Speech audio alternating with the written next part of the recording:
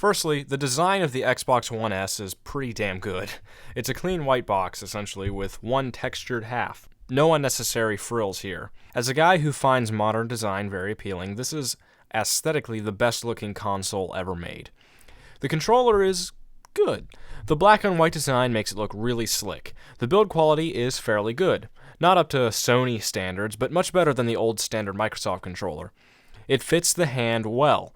I'm glad the console companies have finally put some thought into their controller designs. The D-pad is miles better than on the old Xbox 360, and the joysticks are well-shaped and rounded for thumb comfort.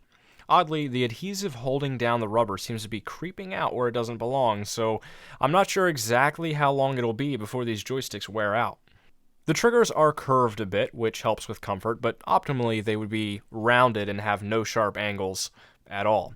All in all, a very good controller design with a few improvements yet to be made here and there. The interface is also good.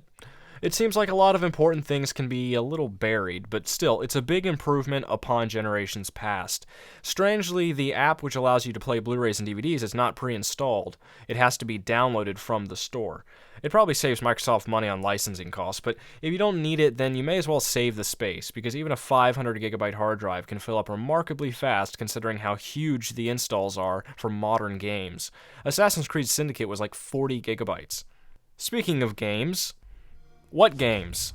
There just haven't been any game releases which have excited me this console generation, which is why I've waited so long to get an Xbone.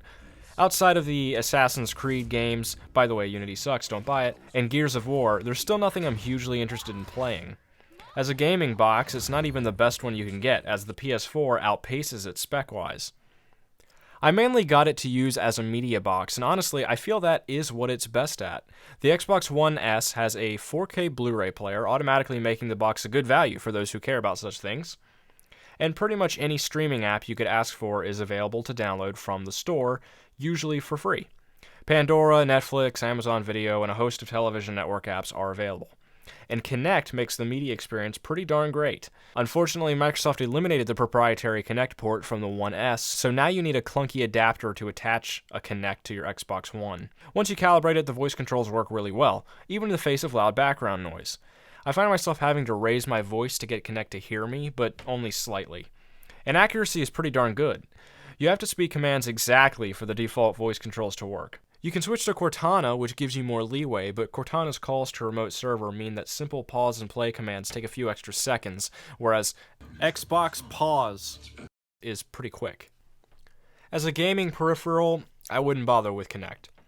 But if you're like me and like to eat greasy food on the couch, being able to quickly pause with a voice command is far preferable to worrying about a standard remote control. I haven't even tried One Guide because I don't have cable, but if you do, you might want to check that feature out. A couple things to note. Fan noise is noticeable, but not too bad. It is slightly louder than my PS3 Slim, and doesn't bother during movies and games. The slot-loading disk drive is nice, but nothing will ever match the buttery smooth auto-loading of a Nintendo Wii's disk drive. I've only had this console for about 2 weeks, and as of this video, it's already flat-out frozen on me thrice, requiring a hard reset. Once or twice an app crashed and caused the device to reboot as well. The very first time I turned it on, I got error E200 and was unable to proceed. After rebooting it several times, it allowed me to run an update, and the error hasn't since returned. We'll see if it ever recurs. The Kinect privacy policy, as far as I understand it, is a little intrusive. It seems Microsoft has access to your voice recordings whenever the device is in use.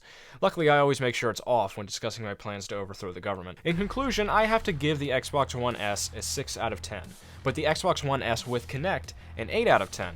If you want to get this device for gaming, just make sure you have good reason to.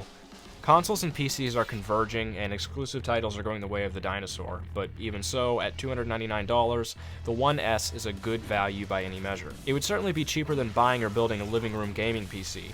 Again, just make sure there are actually games out there you want to play. If you're like me and are more interested in the media features, I would recommend it. As of this video, there's not a whole lot of other streaming boxes out there which support 4K. If you don't have a 4K TV and/or are okay with using a remote control over hands-free voice control, then an Apple TV at $149 might be a better value.